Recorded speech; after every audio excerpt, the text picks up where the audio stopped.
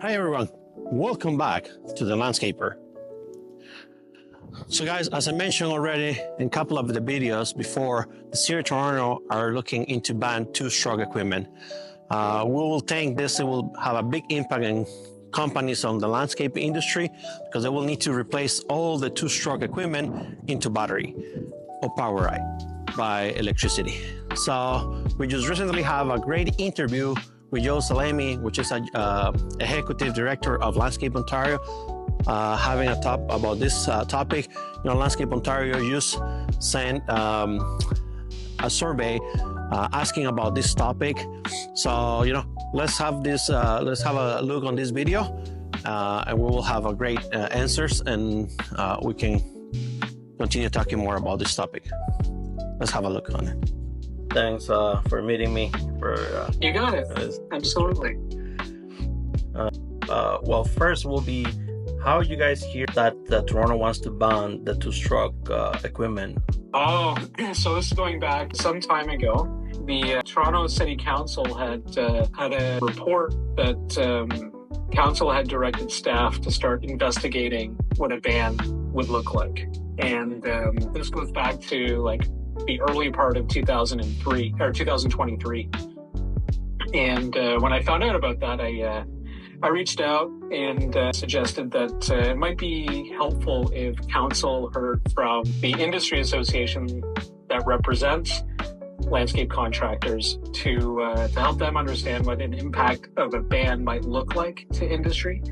And they were initially looking at doing something very, very quickly, and they decided to pause everything at that moment in favor of kind of doing a PR campaign around the benefits of transitioning from gas-powered equipment to battery.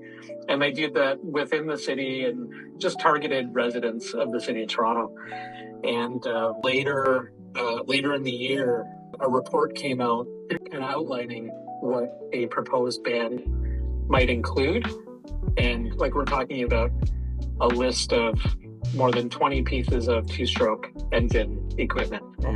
From, the very first thing on the list was the leaf blower, of course, right? That seems to be the number one piece of equipment that's caught in the crosshairs right now.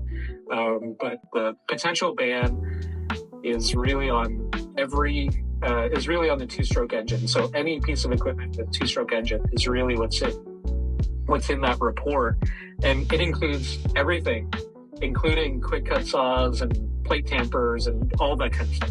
So it just doesn't affect landscape; it affects construction as well. Yeah, and for the most part, what we can tell is any tree company that's doing tree work, gas-powered chainsaws are okay, and for anyone that still has an old two-stroke snowblower, will still be okay.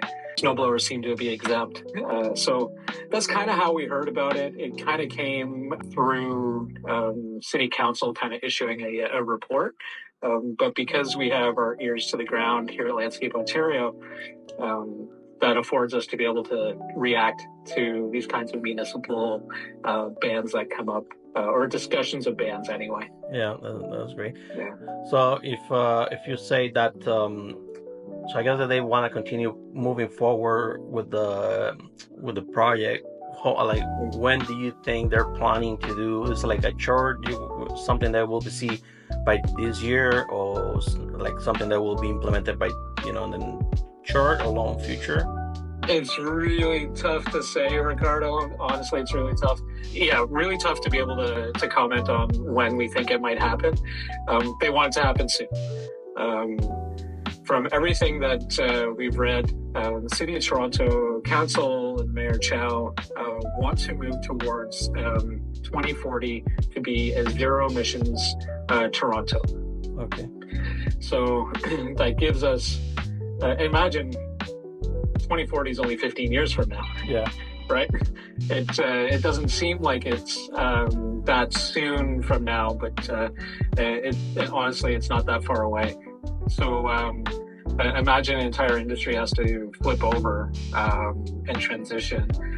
So we don't know, but we are working with the city right now and they've commissioned Landscape Ontario to undergo a study and to produce a report on the state of the industry when it comes to battery-powered outdoor equipment. Right. Yeah.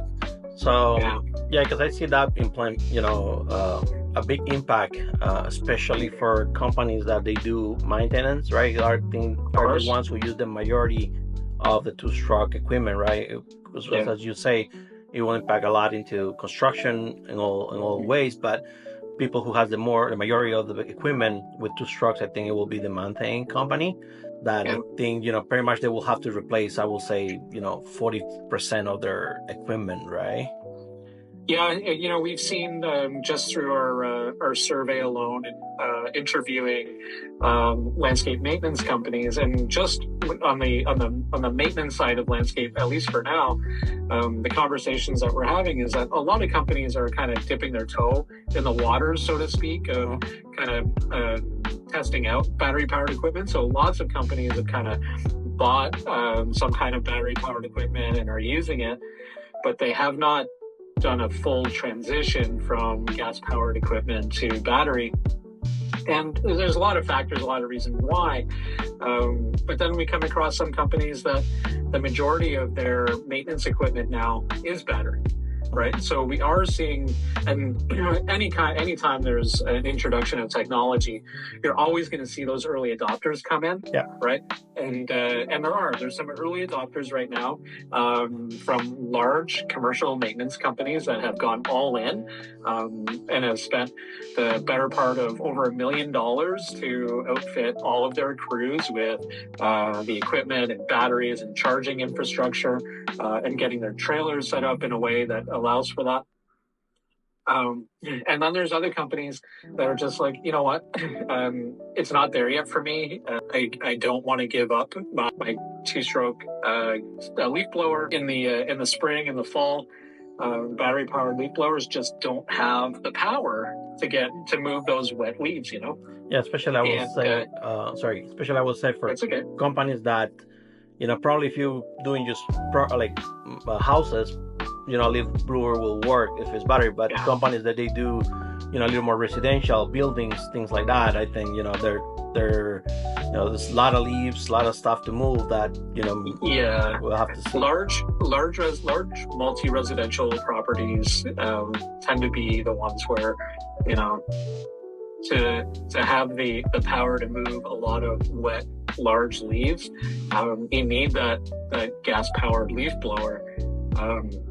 We hear from battery-powered equipment manufacturers all the time saying that their technology is getting better every day, and that they're working on being able to have a power alternative to the gas-powered leaf blower. And I'm certain we'll see that in the future. But the amount of batteries that you would need to carry with you in your trailer to have enough runtime to work throughout the day. Imagine a large battery gives you on average 40 to 60 minutes of runtime. One battery. So how many batteries do you need to have in your trailer just for one person on your crew? If you have a 4-person crew, multiply that times 4, right? So imagine you might need to have 20, 25 batteries in your trailer for one day. And then who's responsible for making sure they're all charged overnight? Yeah. Right. And what happens if there's a power outage overnight and then nobody has charged batteries to be able to start the day? So these are all things that the City of Toronto needs to consider as part of what they're doing to study a ban. And it's all going to be part of our report. We're going to include all kinds of things like this in our report. So as soon as that's done, we're going to make that available to everybody so that you can then have that as information. Okay, that's great. This video is sponsored by Method. Method Homes, we design, build, and renovate homes.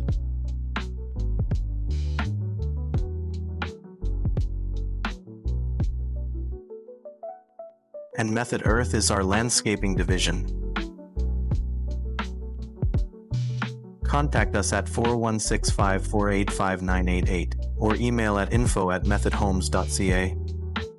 And so do you think part of your report will be if they will be available, the City of Toronto will be available to help companies to do the transition money-wise, because I will say what I told you, for a guy who has his own small company, it will be an impact, but not as big. But companies that it has probably 6, 4, 8 trucks going on, right? It's a lot of equipment. We're talking already a massive amount of dollars to do the exchange.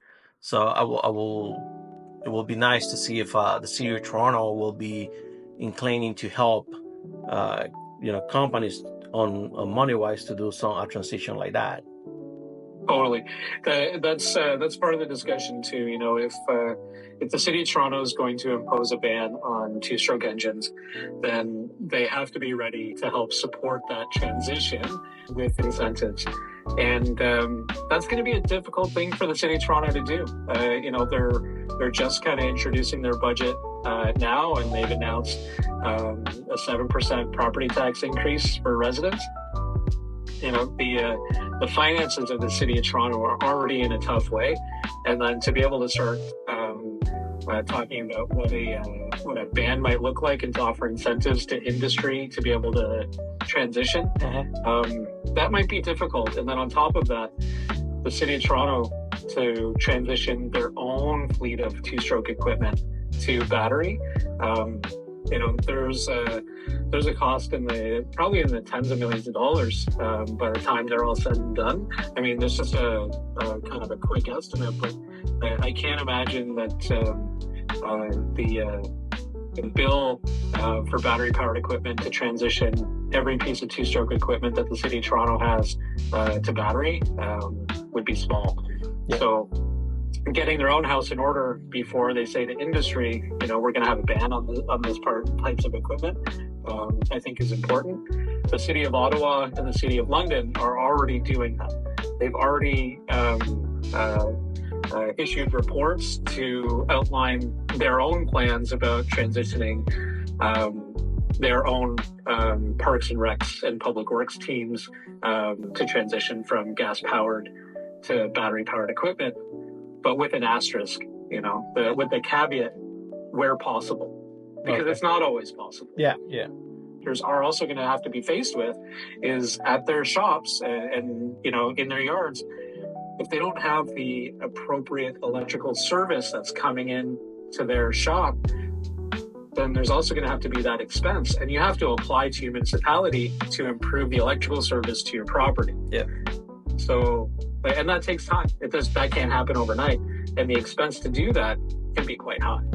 Yeah, for me, when I read the email that came from Landscape Ontario about the survey, it was like, sometimes the municipalities do this kind of ban, this kind of work without not really doing much of research, right? And then next time, I've been talking at the Landscape Ontario Congress, I was talking with people, and then some people knew, some people don't even have a no sense of what's going on, right?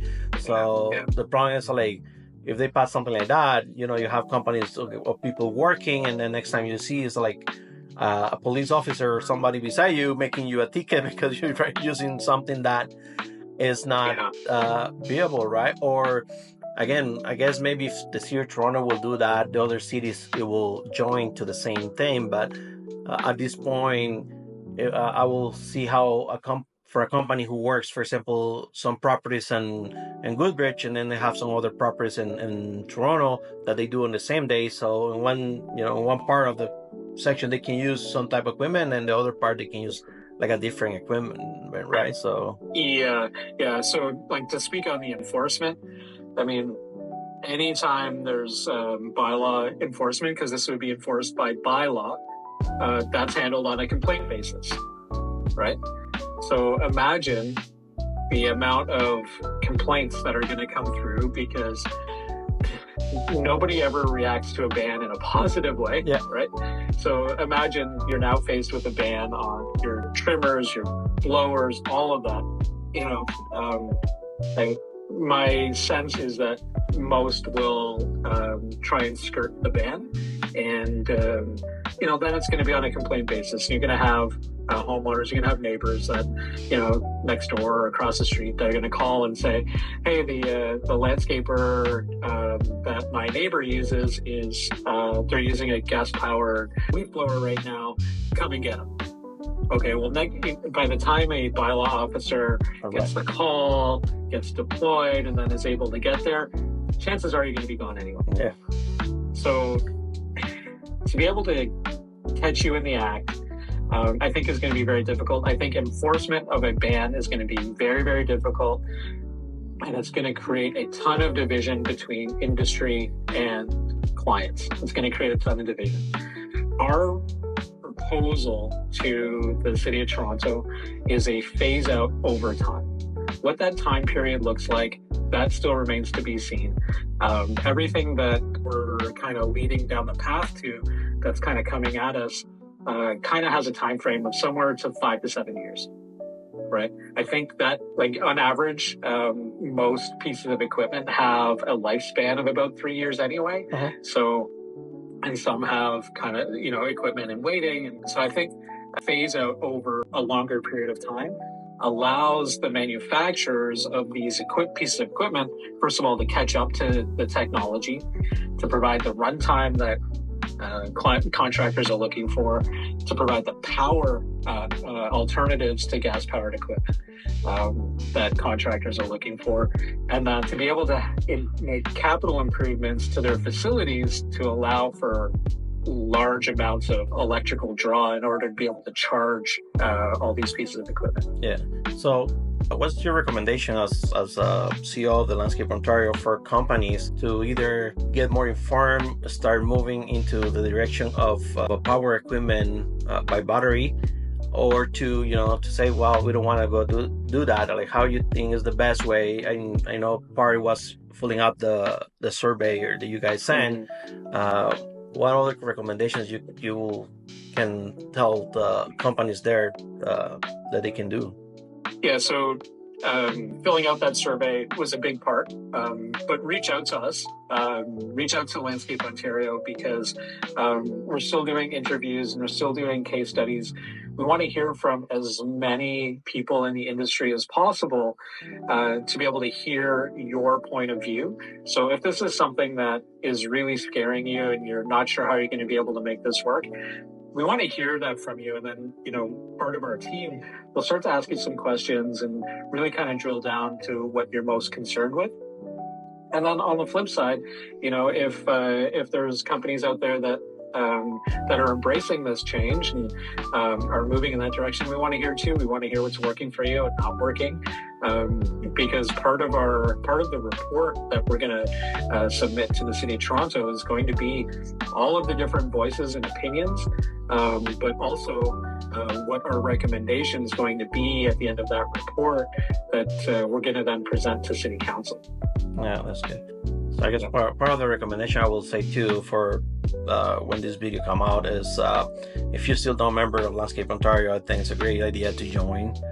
You have a lot of benefits, and we will have somebody who can really support us too from things like this ban that is going on, right? Totally. Yeah. Often I get asked, what's the biggest reason why a landscape company should be a member of Landscape Ontario? And my number one answer will always be join, because it's an incredible community, and as a business owner, there's an incredible amount of support that's there for you. But the next best reason is for all of the government advocacy work that we do. Part of my role as executive director with Landscape Ontario is to work directly with government and all levels of government on the issues that are affecting industry. Working with the City of Toronto on this potential ban of two-stroke engines, for sure, it's occupied a lot of my time. Working with city staff, council, mayor. But we have a number of other files that are provincial in nature. We're working on legislative reform for snow and ice contractors to reduce liability on their shoulders. We're working with Ministry of Agriculture for nurseries that grow boxwood because of box tree moth, right? It's decimated the boxwood industry. So there's a number of files that we're working on actively with provincial government that has the industry's best interests in mind. Oh, that's great. Okay, I want to appreciate your time. Yeah, exactly. So guys, I hope you guys enjoyed the interview. I want to say very thank you to Joe for their time for the interview. I think we went to a lot of topics, a lot of points. I hope you guys find it interested and it helps for you guys. Remember, if you guys are still with the concerns or you guys want to have your feedback, how they will affect you guys can reach to Joe or any person in the Landscape Ontario. They will be more than happy to hear you and to get your feedback because they're still working with the City of Toronto on this topic. And other thing too, we are currently working on a second video because we want to get the feedback from companies that they do Sovscape, how they will affect them, right? How this can money-wise and perform-wise will affect them. So unfortunately, because the amount of snow we're receiving, majority of the companies are busy currently, so we don't want to bother them. But pretty soon we will come with a video with a couple of companies getting their feedback, how this will affect them. And we're looking for companies that are already working with this type of equipment, battery, how they're performing for them, if they're happy, if not, to get all the feedback. I think all the sites are good to hear and see how that will affect us. So, I want to say thank you again to Joe. I want to thank you guys for watching. If you guys like this video, please don't forget to subscribe, like, and share this video. And as always, let's make our community bigger and better. Thanks for watching.